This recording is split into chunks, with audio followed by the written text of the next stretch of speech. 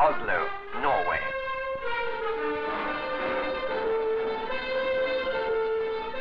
A wailing ambulance siren usually means that somewhere somebody has had an accident. If the victim of that accident has stopped breathing, it means that he or she will soon die. Whether the victim has been drowned, suffocated, choked by smoke, or knocked unconscious in a traffic collision makes little difference. If he has stopped breathing, he will soon die, unless he can be made to breathe again. There is no better way of getting him to breathe again than breathing for him by breathing into him.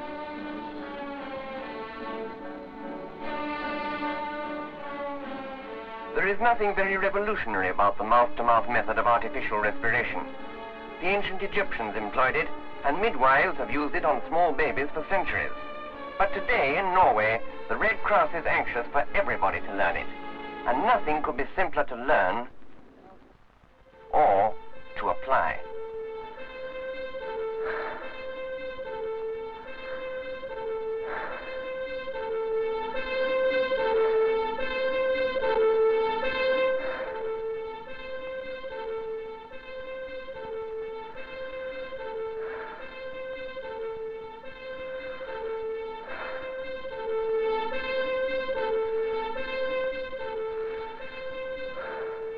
You know, I think he's living.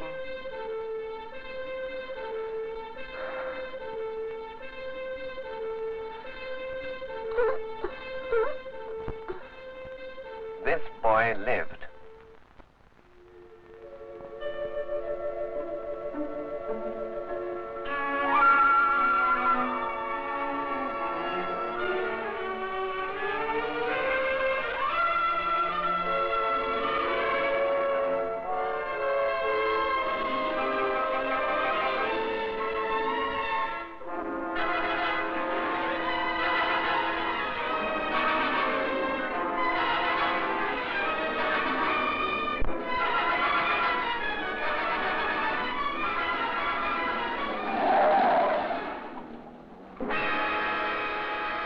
What happened?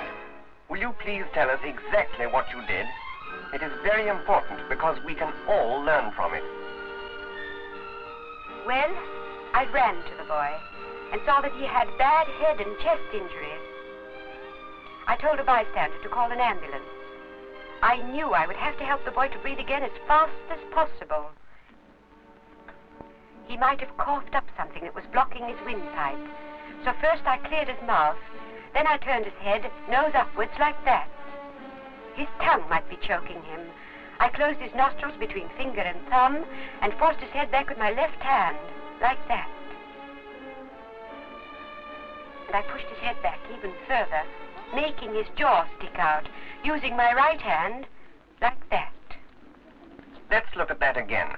In this position, his tongue was blocking his windpipe and preventing air from getting to his lungs. If there was to be any hope of saving the boy, she had to free the air passage, which she did by forcing his head back as far as possible and pushing his chin up, thereby opening the passage to the lungs and closing that to the stomach. This is the important point, so we'll repeat it. She forced his head back and pushed his chin up so that she could breathe for him by breathing into him.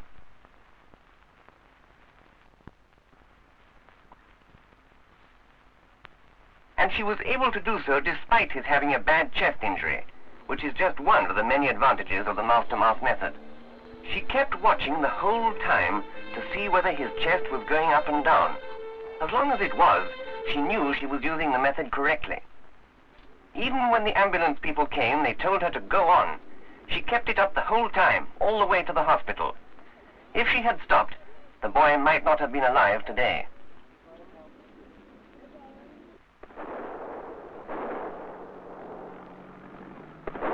The mouth-to-mouth method is taught in the Norwegian army too. Suffocation by smoke, whether it occurs in a burning house or inside a tank, demands immediate action.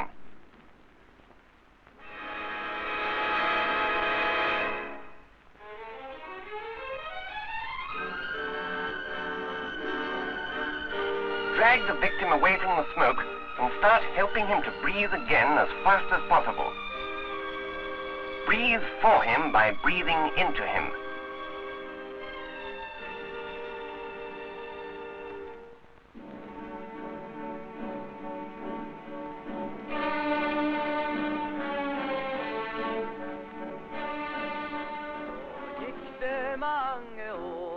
Flöjt och hastigast steg. Nå längtet han tillbaka till Ellen! Ellen! Come away from the window. Kom han över broen på den gengrodde sti. Sometimes the most blissful scene may be shattered by an all too commonplace accident, an electric shock. Den gamle man. Now you'd better use the mouth-to-mouth method, and quickly. Do you know what to do? She does. We've taught her.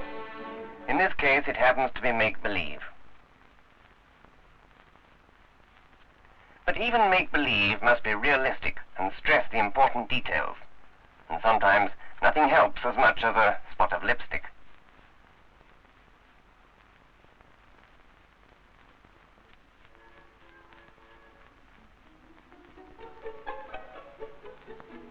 That's right. Press her head well back, push her chin up, and put your hand on her tummy so as to prevent its getting blown up when you start breathing for her by breathing into her.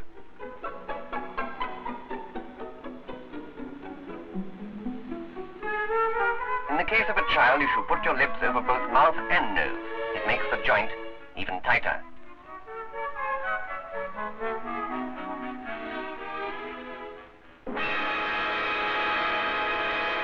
In cases of drowning, almost everybody knows that you have to use artificial respiration.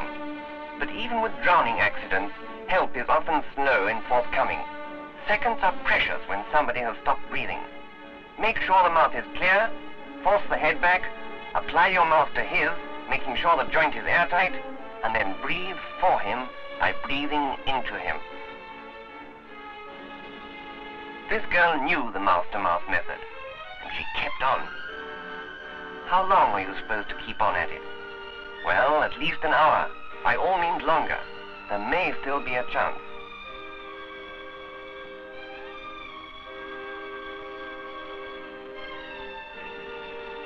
She managed to breathe back life into this man by means of the mouth-to-mouth method. It's a very simple method. Even a child can learn to use it. Everybody can and everybody should learn to use the mouth-to-mouth method. Yes, you too. Do you hear? Up you get. You never know when you may need it. Come on, Dad. You'd better let the family practice. It's easy to learn. And remember, the holidays will soon be coming round.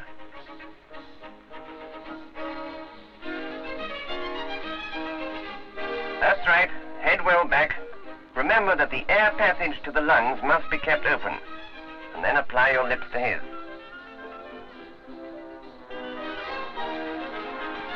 And what about the kids? Shouldn't they learn the mouth-to-mouth method too? Of course they should. That's right, Peter. Do just what your mother did. Head well back and push up her chin. And now start. Blow. Take a breath. Blow. Take a breath. Practice the method until you have mastered it. Before, you have to use it.